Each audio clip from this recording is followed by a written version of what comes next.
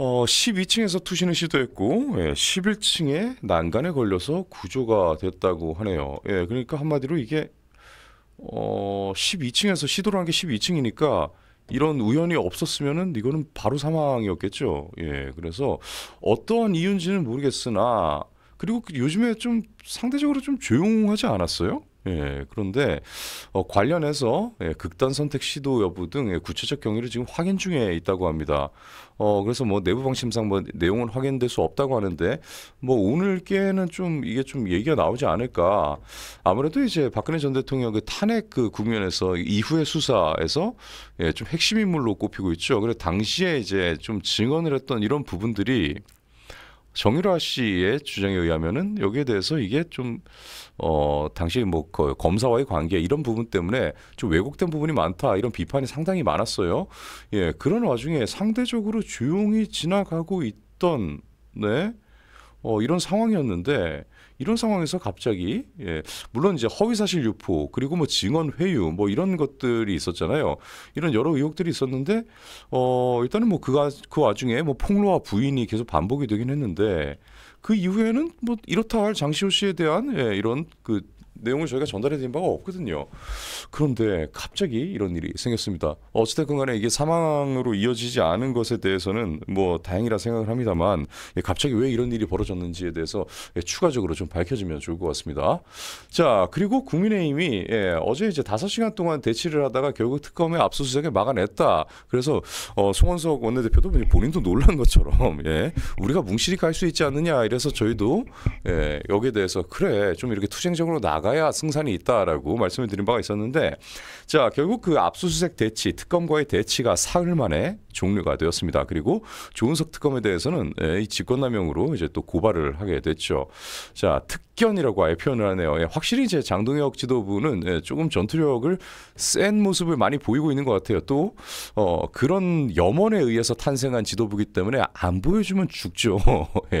기호지세 때문에라도 이렇게 강한 지도부가 될 수밖에 없는데 자, 뭐 야당은 야당다워야죠. 잘하고 있다고 생각합니다. 어찌됐건 특견 늘 주인 물어뜯을 준비를 하고 있다. 여기서의 주인은 대통령이 아니라 국민이죠. 자, 그래서 조금 내용을 한번 들어가 보겠습니다. 자, 조은석 특검 등을 직권남용 혐의로 서울중앙지검에 고발도 하고 또 국회 본청 앞에서 규탄 대회도 열고 그리고 맨 아래에 가보면요 여러분 이제야 조금 반가운 소식을 내부에서 들을 수 있게 됐습니다. 우리가 그동안은 우리끼리 했던 말이에요. 어떤 얘기인지 잠시 후에 밑으로 들어가 보기로 하고요. 자 일단은 합리적이고 최소한의 범위 내에서 임의 제출 형식으로 자료를 제공했대요. 그러니까 야 니네 그 압수수색 뭐 이거 지금 난리치고 좀 쇼 좀 하지 마. 우리 어차피 안 열어줄 거야. 그런데 임의 제출 방식으로 최소한의 범위 내에서 우리가 합리적으로 제공할 수 있는 부분은 제공할게. 이렇게 상호 합의하에 뭐 특검도 사실은 출구 전략이 필요하잖아요. 아무것도 못 줘, 죽어도 못 줘 하면은 특검도 못 돌아오죠. 그러니까 특검의 면도 어느 정도 살릴 수 있는 방안에서 이 나름의 이게 정치적 타협을 하는 겁니다. 그래서 결국은 이제 이렇게 서로 좀 이렇게 해산을 하게 됐다고 해요. 그런데 여기서 이제 드디어 얘기가 나옵니다. 장외투쟁 검토가 얘기가 나와요. 장외투쟁의 계획을 세웠다고까지 아직 간 건 아닌데 검토하는 게 어딥니까? 그동안 이 우파 지지자분들 그리고 국민의힘 당원분들이 얼마나 야 니들도 좀 밖에 나가가지고 들어눕는 신용이라도 해라 라고 이렇게 많이 경고도 하고 좀 요청도 했었는데 이제 드디어 내부에서 이 얘기가 나오는군요. 자 최고원 수석 대변인이 비공개 최고위원회 이 얘기를 좀 전달합니다. 가장 강력한 방식의 투쟁을 해야 한다는 의견이 나왔다. 그래서 장외 투쟁 가능성도 있다라고 하는데 뭐 사실 더운 여름 다 갔잖아요. 이게 여름 더울 때 지나가고 나서 이제 좀 시원해지니까 이런 얘기 나오는 거 한편으로 괘씸하다 생각하시는 분도 있으시겠지만 그래도 이게 어딥니까? 그래서 좀 투쟁하는 모습을 좀 보일 수 있어야 그리고 당신들이 뭘 하겠다라고 보여야지 지지층이 이렇게 같이 그 손을 들어주고 뒤에서 함께하지 그동안은 다 지지층이 아스팔트를 채웠을 때 필요에 의해서 아니면은 발등에 불이 떨어지기 전에는 그 장외 그 집회 현장에 나와보지도 않았던 거 사실이잖아요. 그래서 결국은 지금 현재 당 대표가 된 장동혁 후보 같은 장동혁 당 대표도 어떤 사람입니까?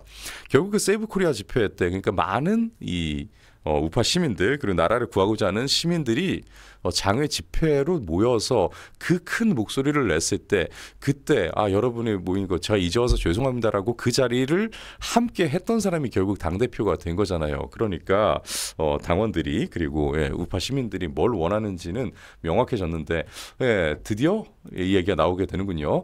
자, 그리고 이제 다음 뉴스는 조국혁신당 전 대변인이었던 강미정 대변인입니다. 이거 영상을 먼저 보고 나서 이 기사로 들어갈게요. 잠시만요. 참담한 현실을 말씀드리기 위해서 이곳 기자회견장에 섰습니다.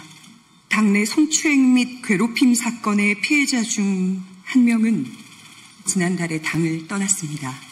성비위 문제를 최초 접수받고 당에 보고한 여성위원회 실무 담당 의원실 비서관은 당직자에게 폭행을 당했고 이것이 제가 침묵을 끊고 오늘 이 자리에 설 수밖에 없는 이유입니다. 지난 1년 6개월은 검찰 독재의 조기 종식을 위해 온 마음과 영혼을 불태웠습니다. 그러나 그 길 위에서 제가 마주한 것은 동지라고 믿었던 이들의 성희롱과 성추행, 그리고 그것을 외면하거나 모른 척하던 시선들입니다. 그러나 당은 피해자들의 절규를 외면했습니다. 윤리위와 인사위는 가해자와 가까운 인물들로 채워져 있었고 외부 조사기구 설치 요구는 한 달이 넘도록 받아들여지지 않았습니다. 우리는 기다렸습니다. 8.15 사면을 기다렸고 사면 이후 당이 제자리를 찾고 바로잡힐 날을 기다렸습니다. 그러나 이제는 깨닫습니다. 더는 기다릴 필요가 없다는 것을 말입니다. 저는 오늘 조국혁신당을 떠납니다. 광야에서 춥고 외로운 싸움을 하게 될지라도 멈추지 않겠습니다. 광야는 언젠가 광장이 될 것이고 그곳에서 각자의 짐을 짊어진 동지들과 다시 만나 연대할 날이 반드시 올 것이기 때문입니다. 네, 보셨죠? 지금 댓글에 또 나오는데 이 대통령실 강유정 대변인보다 훨씬 낫지 않습니까? 근데 이분 아나운서 출신이라 그래요. 발음도 굉장히 훌륭하고 그런데 나건님 진운을 지가 찔렀을 뿐이다. 동정도 가지 않는다. 그래서 빨리도 깨닫는다. 또 이런 얘기 나오고 있는데 결국은 여전히 뭐 변한 건 없어요. 그 진영에는 그대로 머무르겠다. 그런데 이 당을 떠난다. 이 당의 이제 내부 그래서 이분이 이제 이 좌파 진영 내의 그리고 운동권 세력들에서 이제 많이 지적이 되고 있는 이런 성비위, 성폭력, 성추행 이런 성 관련 문제 피해를 당하면서까지도 사실은 이게 다 깨어난 건 아닌 것 같아요. 여전히 이념은 그쪽으로 가지고 있고 그쪽 필드에서 활동을 할 건데 이 당은 아니다라고 이제 이야기를 하는 일단은 선은 그 정도 선에서 이제 긋고 활동을 하는 것 같습니다. 뉴스로 한번 들어가 보죠. 피해자가 10명에 달한다. 당은 외면을 했다라고 하는데 자 5개월째 방치다. 그리고 10개월 가까이 이 성추행을 당했다고 해요. 참 오래도 당했네요. 조국은 비판이 거세지자 뒤늦게 반성을 하고 어제 어디 사찰 같은 데 방문했다가 이거 계속 물어보니까 사찰에서 그런 얘기 하지 마시지요 라고 하면서 또 계속 이제 즉답을 피합니다. 상당히 비겁하죠. 게다가 이제 조국의 완전히 그냥 짝짝꿍이자 또 이재명 대통령과도 이제 관련이 많죠. 최강욱. 그 성범죄 문제가 성비위 문제가 죽고 살 일이냐. 개돼지 생각이다. 이렇게 해서 2차 가해를 또 내쏟았습니다. 그래서 저희 지금 뉴데일리 홈페이지 지금 들어와 보시면은 이 최강욱 관련된 단독 기사가 사이트에 이 전면을 채우고 있는데 그 관련해 가지고 저희 기사를 또 이제 온라인에서 많이 퍼갔더라고요. 그래서 그건 이따 온라인 반응해서 안내해 드리기로 하고요. 자, 그래서 피해자가 10명쯤 된다고 진짜 여기저기 다 건드렸구나 진짜. 하기사 면접 보러 왔던 그 20대마저도 그 술집에서 그 면접 본다 하고 옆자리에 앉아 가지고 또 손으로 쓸면서 또 추행을 했던 바도 있으니까요. 이분 같은 경우가 이제 택시에서 키스를 당한 그 성추행, 직접적 성추행을 당했고 뒤에서 나온 얘기들도 보면 이따 온라인 반응에서 얘기하겠지만 제가 이따가 이거 어떻게 읽어야 될지 민망한 그런 내용들도 많습니다. 그래서 핵심 당직자가 이제 일단은 여기 거론되는 사람이 이제 크게 2명인데 업무상 위력에 의한 성추행 혐의로 이제 고소를 당합니다. 지난 4월에. 예, 그리고 다른 B 씨 같은 경우에도 이 직장 내 괴롭힘, 성추행 괴롭힘 뭐 이런 주장이 당에 접수되고 나서 이거 돌봄휴직에 들어갔습니다. 물론 그 사이에 이제 뭐 당원권 정지는 뭐 이렇게 일어났는데 그러고 나서 예. A 씨에 대해서는 제명, B 씨에 대해서는 당원 자격 정지 1년 징계를 확정을 합니다. 그런데 피해자들에 대한 보호 조치도 미흡했고 심지어 폭행당한 사람도 있어요. 이 피해자 도와준다고. 예, 그 비서관 하나는 폭행까지 당했는데, 그래서 여기에 대해서 이따가 온라인 반응에서 좀 자세히 전달을 할 겁니다.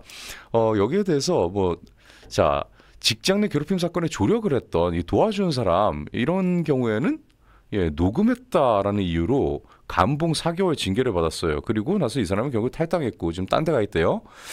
그리고 예, 피해자 중심주의에 입각해서 처리하라 이렇게 당에 요구를 했던 예, 세종시당위원장 같은 경우에는 예, 이걸 피해자 중심주의로 입각해서 처리하라는 말을 했다고 이거 제명을 당했어요.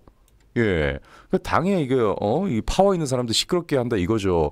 그러니까 한마디로 이게 지난 그 문재인 정부 때 이 민정 라인에 이거 한마디로 그 조국이랑 같이 있었던 조국이 민정수석이었으니까 그 민정 라인에서 어떤 일을 했습니까? 뭐 문다혜 비롯해가지고 문재인 대통령 가족을 이렇게 많이 좀 돌봤잖아요. 그 중에서 두 파트로 나뉘는데 행정 파트가 있고 이제 뭐 법적인 관련 뭐 그런 쪽이 있고 또 이제 태국으로 이주를 했으니까 또 관련해가지고 이제 자금 관련해서 이거 돌봤던 사람들이 있습니다.